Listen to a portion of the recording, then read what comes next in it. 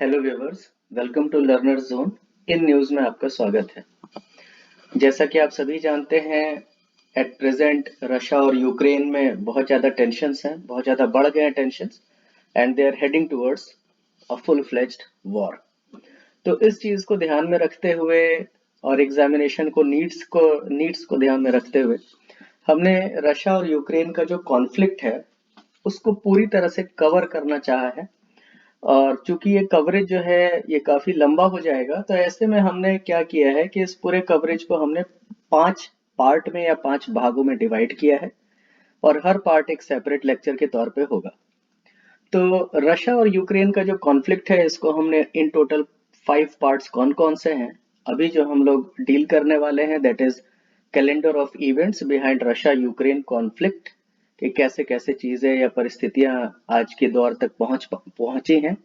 दूसरा देखेंगे कि बार बार आप लोग न्यूज़पेपर या इधर उधर से सुन रहे होंगे कि मिन्स्क एग्रीमेंट्स कहीं ना कहीं यहाँ पे शायद वो सिग्निफिकेंट हो सकते हैं। तो व्हाट आर मिन्स्क एग्रीमेंट्स, हमारा पार्ट सेकंड पूरी तरह से डिवोटेड होगा इस पर। पार्ट थ्री होगा कि ये जो रशिया और यूक्रेन का जो कॉन्फ्लिक्ट है ये किस तरह से ग्लोबल ऑयल और गैस सप्लाई पे इम्पैक्ट डाल रहा है या आगे डालेगा। और चौथा होगा हम लोग यूक्रेन और क्रीमिया के बारे में जानेंगे कि यूक्रेन की आखिर कैसी हिस्ट्री रही है या वहाँ का पॉलिटिकल सेटअप कैसा रहा है। इसके अलावा क्रीमिया के बारे में भी देखेंगे कि आज की डेट में क्रीमिया की क्या स्थिति है। उसके बाद पार्ट 5 में हम लोग देखेंगे कि are we heading again towards a bipolar world, क्योंकि हमने पिछले कुछ सालों में देखा है कि रशिया भी अपने आप को फिर से एक तरह से एसर्ट कर रहा है कि हाँ, हमारी भी एक तरह से विश्व में पहचान है। और चाइना कहीं ना कहीं रशिया के साथ बना हुआ है और दोनों मिलके एक ध्रुव का या एक पोल का निर्माण कर रहे हैं जो कि सीधे सीधे वेस्ट को चैलेंज कर रहा है। और वेस्टर्न पोल कौन है, वो सदा सदा से जो हम लोग जानते हैं, दैट इज यूएसए। तो इस तरह से फिर से शायद हमें कुछ बाई पोलर जैसा कुछ दिख रहा हो। तो इन टोटल हम लोग 5 पार्ट्स में इस पूरे कॉन्फ्लिक्ट को कवर करेंगे। तो let's begin the first part, that is calendar of events behind Russia Ukraine conflict. Russia और यूक्रेन के बीच में जो भी संघर्ष चल रहा है उसमें कैसे कैसे चीजें डेवलप हुई हैं वहां से वो हम लोग देखेंगे।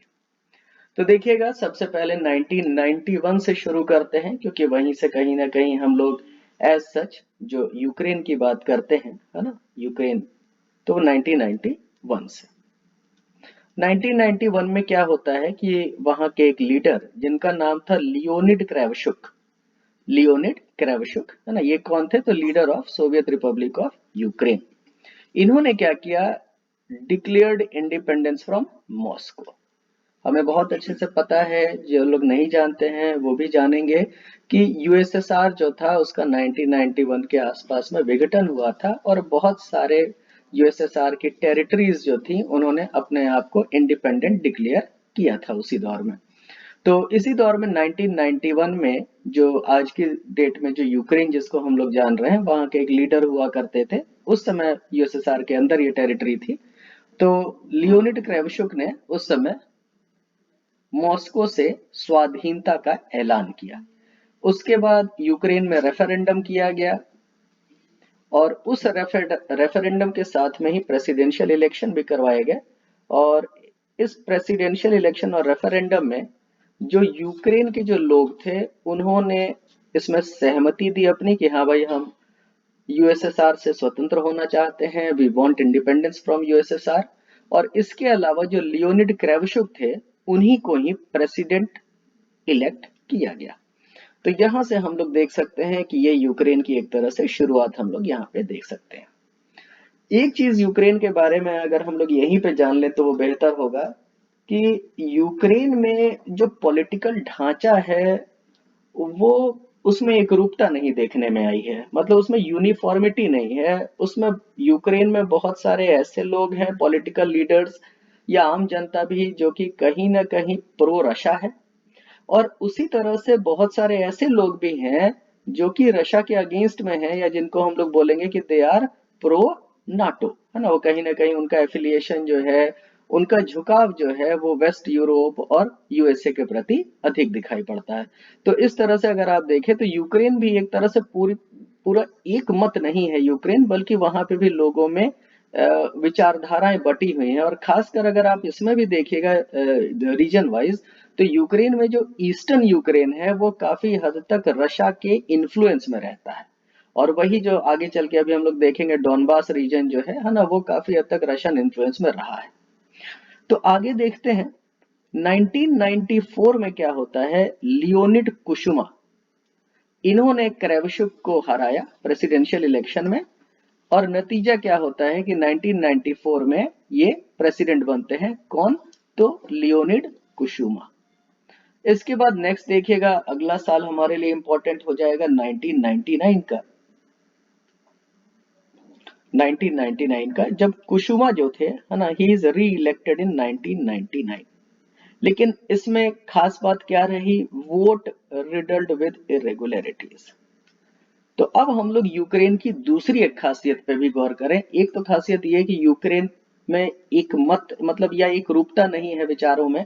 इसके अलावा दूसरा अगर आप देखेंगे पॉइंट कि यूक्रेन में जो भी इलेक्शंस हुए हैं ना अब तक, उसमें बहुत कम ही बार ऐसा हुआ है कि यूक्रेन में इलेक्शन हो और उससे बोला जाए कि हाँ भाई ये पूरी तरह से फ्री एंड फेयर इलेक्शन है। ये ऐसे इंस्टेंसेस कम देखने में आए हैं। ज्यादातर हमें ये देखने में आया है कि वहां जब भी इलेक्शन होता है तो उसके बाद उस इलेक्शन में धांधली या गड़बड़ी के ढेर सारे आरोप लगते हैं। तो यहाँ पे हमें दिख रहा है 1999 में भले ही कुशुमा का री इलेक्शन हो गया हो, जो कि पहली बार 94 में प्रेसिडेंट बने थे, और फिर 99 में उनका री इलेक्शन हुआ, लेकिन इसमें हमने क्या देखा कि रिडल्ड विद इरेगुलरिटीज, इसमें बहुत सारी अनियमितताओं की बात उठी कि इस इलेक्शन में बहुत सारे मतलब पूरी तरह से कोई फेयर इलेक्शन नहीं था। उसके बाद देखिए 2004 हमारे लिए अगला इंपॉर्टेंट वर्ष है, जब प्रो रशियन कैंडिडेट, अब देखिए यहां से शुरुआत हो रही है कहीं ना कहीं रशियन इन्फ्लुएंस की। देखिए pro Russian candidate Victor Yanukovych declared president, but allegations of vote rigging trigger protests in what becomes known as Orange Revolution। लेकिन यहां भी अगर देखेगा तो फिर से वही यूक्रेन के साथ कि इलेक्शंस में ढेर सारी अनियमितताएं। तो 99 में अगर अनियमितताएं थी तो फिर से 2004 में भी फिर से वही आरोप लगे, फिर से सेम एलिगेशंस। लेकिन अब की क्या हुआ? अब की विक्टर यानुकोविच डिक्लेयर्ड प्रेसिडेंट है ना, मतलब वो उनको प्रेसिडेंट चुना गया, और वो कैसे थे? प्रो रशियन थे, प्रो रशियन कैंडिडेट थे, है ना कहीं उनका क्रेमलिन के प्रति झुकाव था। इसके बाद देखिएगा एलिगेशंस जो थे वो थोड़े से ज्यादा हो गए, और वोट रिगिंग ट्रिगर प्रोटेस्ट, है ना, तो इसके खिलाफ बहुत जगहों पर प्रोटेस्ट भी होने लगे, और इन्हीं प्रोटेस्ट को हम लोग ऑरेंज रिवॉल्यूशन के नाम से जानते हैं। इसे हमें याद रखना है। तो अभी तक इस पार्ट में जो भी हम लोग कर रहे हैं, इसमें एक सबसे पहला क्वेश्चन हमारे लिए जो कि हमें इंपॉर्टेंट है ना, एमसीक्यूज के लिए हमको याद रखना है क्या चीज? ऑरेंज रिवॉल्यूशन, है ना, we have to memorise it. Orange revolution किससे संबंधित है? तो हम लोग बोलेंगे ऑरेंज रिवॉल्यूशन जो है वो पॉलिटिकल एक तरह से अपहीवल था। कहां पे? यूक्रेन में। कब हुआ था? 2004 में। क्यों हुआ था? तो उस समय विक्टर यानुकोविच प्रेसिडेंट इलेक्ट हुए थे, जो कि प्रो रशियन कैंडिडेट थे। उनका इलेक्शन हुआ था, लेकिन उनके इलेक्शन में कई सारी अनियमितताओं की कंप्लेन आई और लोगों ने उसके खिलाफ प्रोटेस्ट किया। ठीक है, अब ये प्रोटेस्ट इतना ज्यादा हो गया कि फिर से वोटों की गिनती की गई। अब जब फिर से वोटों की गिनती की गई तो अब की क्या हुआ कि जो विक्टर यानुकोविच जो प्रेसिडेंट इलेक्ट हुए थे, अब वो ना होके जीता कौन? तो pro western former prime minister, जिनका नाम था विक्टर यूशुशेंको। ये विक्टर यूशुशेंको, ये ठीक है। तो अब क्या हुआ? इसका मतलब ऑरेंज रिवॉल्यूशन का रिजल्ट क्या हुआ? ऑरेंज रिवॉल्यूशन का निष्कर्ष क्या निकला? ऑरेंज रिवॉल्यूशन का निष्कर्ष ये निकला कि जो प्रो रशियन कैंडिडेट थे उनके बदले में उनको हटा के अब प्रो वेस्टर्न कैंडिडेट, जिनका नाम था विक्टर यूशुशेंको, उनका चुनाव होता है और वो प्रेसिडेंट बनते हैं। ठीक है, नेक्स्ट आते हैं।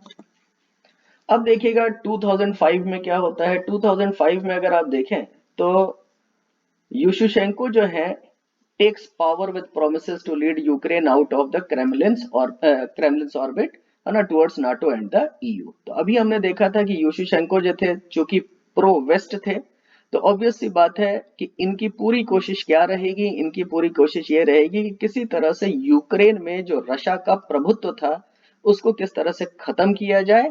और अगर रशिया का प्रभुत्व खत्म होगा तो जाहिर सी बात है यूक्रेन को किधर ले जाना था, यूशेंको को टुवर्ड्स नाटो और ईयू। इसका मतलब है यूरोप और अमेरिका के करीब लेके जाना था इन्हें। इसके बाद देखिएगा 2008 की बात करते हैं। 2008 में NATO promises Ukraine it will one day join the alliance. 2008 में नाटो ने यूक्रेन को प्रॉमिस किया कि आप एक दिन जरूर नाटो को ज्वाइन कर पाएंगे। मतलब एक तरह से नाटो ने उन्हें भरोसा दिलाया कि यूक्रेन को हम लोग नाटो के अंदर ले लेंगे। उसके बाद देखिएगा 2010 की अगर हम लोग बात करें, 2010 में क्या होता है, यानुकोविच है ना defeats Tymoshenko in a presidential election. अब आगे क्या होता है 2010 में देखिएगा दो कैंडिडेट्स खड़े हो रहे हैं, एक है यानुकोविच और दूसरे हैं आपके टाइमोशेंको। अब जीतता कौन है, तो यानुकोविच। 2010 की बात है। अब Russia and Ukraine clinch a gas pricing deal in exchange for extending the lease for the Russian navy in a Ukrainian Black Sea port. इसी वर्ष 2010 में जब प्रेसिडेंट बन जाते हैं यानुकोविच, उसके बाद क्या होता है कि रशिया और यूक्रेन जो है इनमें एक संधि होती है और उस संधि के तहत रशियन नेवी को एक्सेस दिया जाता है या एक्सटेंड, मतलब पहले से इनके पास था एक्सेस है ना, उसको उस लीज को एक्सटेंड करने की बात थी। कहां पे, यूक्रेनियन ब्लैक सी पोर्ट पे। ये उतना सिग्निफिकेंट पॉइंट नहीं है ना। इसके बाद देखिएगा 2013 में क्या होता है, 2013 में Yanukovych government suspends trade and association talks with the EU. तो कहीं ना कहीं फिर से आपको क्या दिख रहा होगा, देख रहे हैं जैसे सिंपल पेंडुलम होता है या दीवार की जो घड़ी होती है उसमें जो नीचे जो पेंडुलम लगा रहता है, कभी इधर कभी उधर। तो यूक्रेन की जो राजनीतिक इतिहास रही है 91 से लेके अब तक, वो कभी इधर तो कभी उधर, कभी प्रो रशिया तो कभी प्रो नाटो, है ना। इसी तरह से उनकी सरकारें बनती रही हैं और बिगड़ती रही हैं। अब जो यानुकोविच जो थे, जो 2010 में जिन्होंने सत्ता की बागडोर संभाली, उन्होंने क्या किया, वो एक तरह से प्रो रशिया थे। अब प्रो रशिया थे तो अब उन्होंने रशिया के करीब जाना शुरू कर दिया। अब रशिया के करीब जाना शुरू किया तो देखिए क्या क्या कर रहे हैं। 2013 में यानुकोविच क्या कर रहे हैं कि गवर्नमेंट है ना suspends trade and association talks with the EU and opts to revive economic ties with Moscow. ठीक है, मॉस्को के साथ में अब ये करीब जा रहे हैं। तो फिर से देखिएगा, फिर से प्रो मॉस्को की सरकार हमारे 2013। उसके बाद देखिएगा 2014 की बात हम लोग करेंगे। 2014 में क्या हो रहा है, 2014 में कि the protest largely focused around Kyiv's Maidan square turn violent. अब क्या हो रहा है, क्योंकि हमने शुरू में ही देखा था कि वहां पे जो लोग हैं वो भी पूरी तरह से एक मत नहीं है कि हमें किसके साथ जाना है, हमें प्रो रशिया रहना है या हमें प्रो नाटो रहना है। तो वहां पे भी सरकारों के साथ ये बहुत उलझन रही है।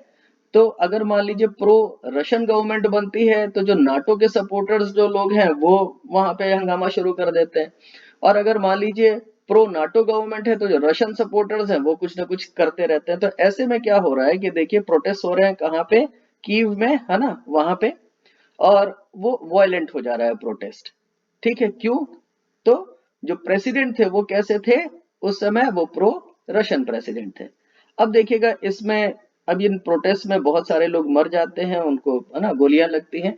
इसके बाद देखिएगा इन फेब्रुअरी पार्लियामेंट, ये 2014 की ही बात है, in February parliament voted to remove Yanukovych who flees. अब वहां की पार्लियामेंट में वोट होता है जो कि वोट करती है क्या, कि यानुकोविच को हटा दिया जाए, और उसके बाद यानुकोविच वहां से भाग जाते हैं। Within days armed man seize parliament in the Ukrainian region of Crimea. कुछ ही दिनों बाद देखिएगा कि क्रीमिया में, है ना, बहुत सारे रशियन फ्लैग लिए लोग जो हैं वो एक तरह से वहां पे जो भी गवर्नमेंट बिल्डिंग थी, है ना, उनको हाथ में ले लेते हैं। और उसके बाद Moscow annexes the territory after a March 16 referendum. उसके बाद वो जो क्रीमिया का जो भाग है, जो कि हम लोग पार्ट 4 में कवर करने वाले हैं, क्रीमिया को डिटेल में हम लोग पढ़ेंगे, है ना, बेसिकली यूक्रेन के सदर्न पोर्शन में है। और आज की डेट में यूक्रेन किसका भाग है ये भी पूरी तरह से नहीं कहा जा सकता कि यूक्रेन में क्रीमिया आएगा या रशिया का पार्ट है ना, दोनों अपना अपना क्लेम करते हैं। तो मार्च 16 रेफरेंडम है ना, उसी साल 2014 में ही 16 मार्च को रेफरेंडम हुआ, और उसमें क्या है, which shows overwhelming support in Crimea for joining the Russian federation. और लोगों ने इस रेफरेंडम में एक तरह से बढ़ चढ़ के हिस्सा लिया, और ये उससे निष्कर्ष निकला कि लोग क्या चाह रहे थे कि वो रशियन फेडरेशन को ज्वाइन करना चाह रहे थे। इसके बाद देखिएगा, अभी हम लोग मार्च में हैं, 16 मार्च। अब अप्रैल की बात करते हैं, उसी साल की बात है। Pro Russian separatist in the eastern region of Donbas declare independence. अब क्या होता है, कोई भी देश है, अगर मान लीजिए वहां पे कहीं पे भी एक अलगाववादी लोग अगर सक्रिय हैं और उनकी अगर जीत हो जाती है, जैसे क्रीमिया में लोगों की एक तरह से जीत हो गई कि भाई हमें यूक्रेन के साथ नहीं रहना है, तो बाकी जो सेपरेटिस्ट जो जगह थे उनको भी कहीं ना कहीं हौसला मिला। तो अब जो डॉनबास रीजन है जो कि ईस्ट यूक्रेन में है ना, वो जो है उसने डिक्लेयर कर दिया कि भैया हम अब इंडिपेंडेंट हो जाएंगे, हम इंडिपेंडेंट हैं। अब इसके बाद क्या होती है, fighting breaks out which has continued sporadically despite frequent ceasefires into 2022। और ये जब डॉनबास ने अपने आप को इंडिपेंडेंट डिक्लेयर किया, उसके बाद से ही छिटपुट है ना, लगातार लड़ाइयां चल ही रही हैं उस रीजन में, डॉनबास रीजन में, जो कि ईस्ट यूक्रेन में है। और रशिया पूरी तरह से उसको सपोर्ट करता है, डॉनबास रीजन में जो भी सेपरेटिस्ट ग्रुप्स हैं जो कि यूक्रेन से अलग होना चाहते हैं। इसके बाद देखिएगा, इसी साल अभी 2014 में ही हैं हम लोग, in May businessman Petro Poroshenko wins a presidential election with a pro western agenda. ये जो बिजनेसमैन का जो कनेक्शन है यूक्रेन में या कहीं पे भी, इसको हम लोग पार्ट 5 में देखेंगे, जब हम लोग देखेंगे कि क्या विश्व जो है वो बाइपोलर फिर से बन रहा है, और क्या कुछ इसमें कैपिटलिज्म और सोशलिज्म वाली कोई बात है क्या, तो इसको हम लोग डिटेल में कवर करेंगे, है ना। खैर, आप अभी ये बस इतना समझिएगा कि फिर से क्या हो रहा है, फिर से एक तरह से सत्ता में परिवर्तन हो रहा है, और जो अभी तक जो यानुकोविच बने हुए थे जो कि प्रो रशिया थे, अब फिर से उनको हटा के कैसा कैंडिडेट आने जा रहा है, प्रो नाटो, जिनका नाम था पेट्रो पोरोशेंको। इसके बाद क्या हो रहा है, 2014 में ही देखिए, in July a missile brings down passenger plane MH17 en route from Amsterdam to Kuala Lumpur. Amsterdam से कुआलालंपुर के बीच एक पैसेंजर प्लेन जा रहा था, जिसमें कि 298 लोग थे, और सारे के सारे मर जाते हैं। क्यों? क्योंकि उस पर मिसाइल से हमला होता है। और जब उसको जांचा गया, उस पर इंक्वायरी हुई, तो ये देखा गया कि जो मिसाइल जो लॉन्च किया गया था वो कहीं ना कहीं रूसी क्षेत्र से किया गया था, लेकिन रशिया ने अपना कोई भी किसी भी तरह का इन्वॉल्वमेंट से मना किया। इसके बाद 2017 में आते हैं। 2017 में अगर आप देखें तो 2017 में क्या प्रमुख घटना है, an association agreement between Ukraine and EU. अब चूंकि एक बिजनेसमैन अभी हमने देखा था, है ना, वो प्रेसिडेंट बने जो कि प्रो नाटो थे। अब उन्होंने क्या करना शुरू किया, फिर से अब उन्होंने ईयू के साथ नहीं मतलब ईयू के करीब जाने लगे, या कहीं ना कहीं नाटो की तरफ जाने लगे। तो EU opens markets for free trade off goods and services. इसके बाद 2019 में देखिए, 2019 में क्या होता है, a new Ukrainian Orthodox church wins formal recognition angering the Kremlin. अब एक के बाद एक वो घटनाएं होंगी यूक्रेन में जो कि कहीं ना कहीं रूस को अच्छी नहीं लगेंगी। क्यों? क्योंकि वहां पे अब कैसा प्रेसिडेंट आ गया है, प्रो नाटो। तो एक के बाद एक जो वेस्टर्न इन्फ्लुएंस वाली चीजें हैं वो घटित हो रही हैं। इसके बाद देखिएगा, 2019 में ही जो अभी के जो प्रेसिडेंट हैं जेलेंस्की, है ना, उनका एक तरह से वो इलेक्ट हो रहे हैं। Volodymyr Zelensky defeats Poroshenko in an April presidential election on promises to tackle corruption and and the war in eastern Ukraine. अब देखिएगा फिर से क्या हो रहा है, अब ये जो जेलेंस्की हैं, चूंकि किसको हरा के आए हैं, एक प्रो नाटो कैंडिडेट को। अब जाहिर सी बात है, जेलेंस्की को अगर हम देखें तो कहीं ना कहीं इनका झुकाव किधर होगा, तो रशिया की तरफ, है ना। लेकिन यहाँ पे थोड़ा सा एक हम लोग देखेंगे कि जेलेंस्की जो है, अब एट प्रेजेंट अगर देखें तो जो स्थितियां हैं वो यही है कि जेलेंस्की जो है काफी हद तक प्रो रशिया ना होके अब धीरे धीरे वो प्रो नाटो हो रहे हैं। ठीक, तो देखिएगा, जून 2020 में IMF approves a $5 billion lifeline to help Ukraine stave off the default during a pandemic induced recession. अब ये जो जेलेंस्की हम लोग बात कर रहे हैं कि जेलेंस्की ने किसे हराया था, एक प्रो नाटो प्रेसिडेंट को हराया था, कहीं ना कहीं रूस से अच्छे संबंध की बात होगी।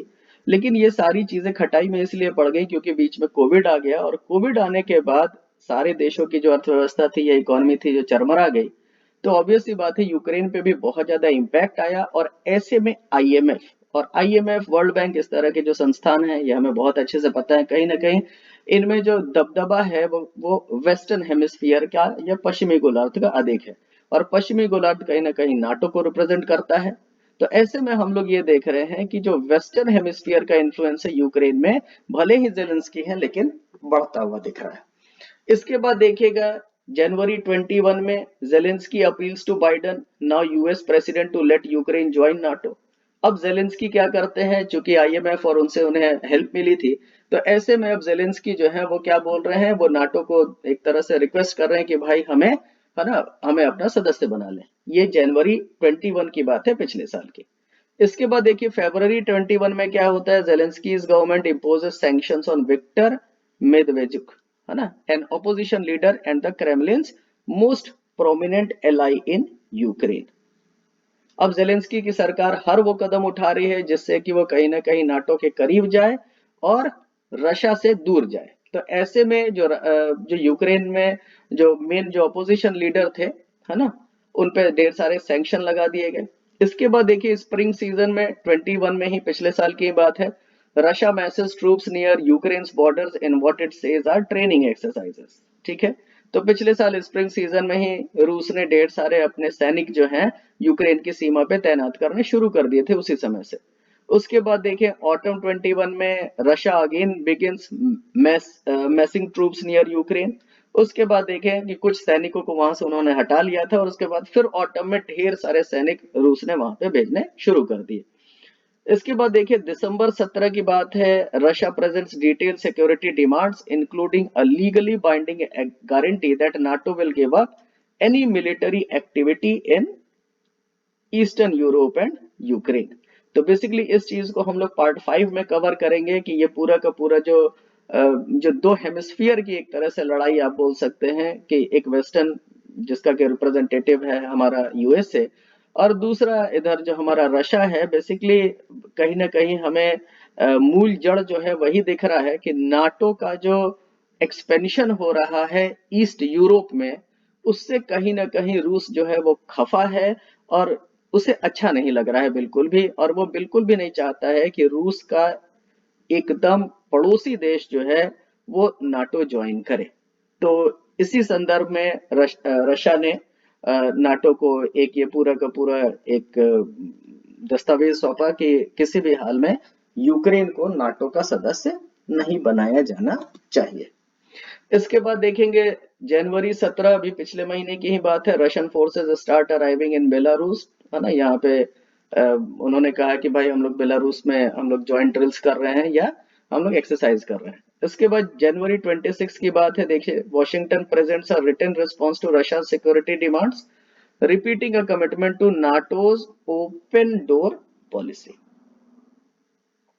Offering pragmatic discussions of Moscow's concerns, है ना। यूएसए कभी भी ये नहीं मानता है कि नाटो जो है वो रूस के खिलाफ में है, बल्कि यूएसए हमेशा यही कहता है कि भाई हम लोग एकदम ओपन है, कोई भी अगर नाटो को ज्वाइन करना चाहे तो कर सकता है, हम लोग किसी को भी किसी भी तरह से इन्फ्लुएंस नहीं कर रहे हैं। इसके बाद देखिएगा जनवरी 28 में क्या है, President Vladimir Putin says Russia main security demands have not been addressed, है ना। इसके बाद देखिए फरवरी 4 की घटना है, Putin at Beijing Winter Olympics wins Chinese support. इसके बाद देखिए फरवरी 7 की घटना है, French president Emmanuel Macron sees some hope for a diplomatic resolution of the crisis. यहाँ पे अगर आप देखेंगे कि इस पूरे जो क्राइसिस में अगर आप फ्रांस और जर्मनी का रोल अगर आप देखें, विशेषकर फ्रांस का, तो फ्रांस कहीं ना कहीं इस कॉन्फ्लिक्ट में एक मॉडरेटर के तौर पे, मतलब वो एक तरह से बीच बचोवल वाला काम कर रहा है कि किसी भी तरह से युद्ध को टाला जा सके, और वहां के राष्ट्रपति इसमें बड़े सक्रिय रहे हैं, इमैनुअल मैक्रोन। इसके बाद देखिएगा फरवरी 21, अभी 2 दिन पहले की ही बात है, Putin signs a decree recognising 2 breakaway regions in eastern Ukraine. Basically अभी 2 दिन पहले क्या किया कि पुतिन साहब ने पहले तो वहां की पार्लियामेंट में पास हुआ, और उसके बाद पुतिन साहब ने उन डॉक्यूमेंट्स पे सिग्नेचर कर दिए जिसमें ये था कि रूस जो है वो डॉनबास रीजन को पूरी तरह से वो एक इंडिपेंडेंट देश मान रहा है। ऐसे में क्या होगा कि अगर रूस अगर डॉनबास रीजन में या डॉनबास रीजन को अगर एक स्वतंत्र देश की मान्यता देता है, तो ऐसे में अब रूस को ये अधिकार मिल जाएगा कि वो अपने सैनिक जो हैं वो डॉनबास रीजन में भेज सकता है। अब रूस अगर डॉनबास रीजन में अपने सैनिक भेज सकता है तो सीधे सीधे, और डॉनबास क्या हो गया, यूक्रेन का ईस्टर्न भाग है। तो इस तरह से आप देखिएगा ये पूरी तरह से एक आर्म्ड कॉन्फ्लिक्ट हमें आगे शायद अब देखने को मिल सकती है, जिसमें कि यूक्रेन शायद अपनी दावेदारी जो है ईस्ट यूक्रेन के भाग पे डॉनबास पे पूरी तरह से छोड़ना नहीं चाहेगा, और दूसरी तरफ रूस अब पूरी एक तरह से पूरे फोर्स के साथ में, है ना, क्योंकि उसने डॉनबास रीजन को इंडिपेंडेंट मान लिया है ना, और वो एक देश की सहायता करने के हैसियत से अब वो पूरी तरह से डॉनबास की मदद करने जाएगा। आई होप ये लेक्चर आपको अच्छा लगा होगा। अगर अच्छा लगा हो तो प्लीज लाइक, शेयर और सब्सक्राइब करें। आगे हम लोग पार्ट सेकंड में नेक्स्ट लेक्चर में मिलेंगे। Thank you.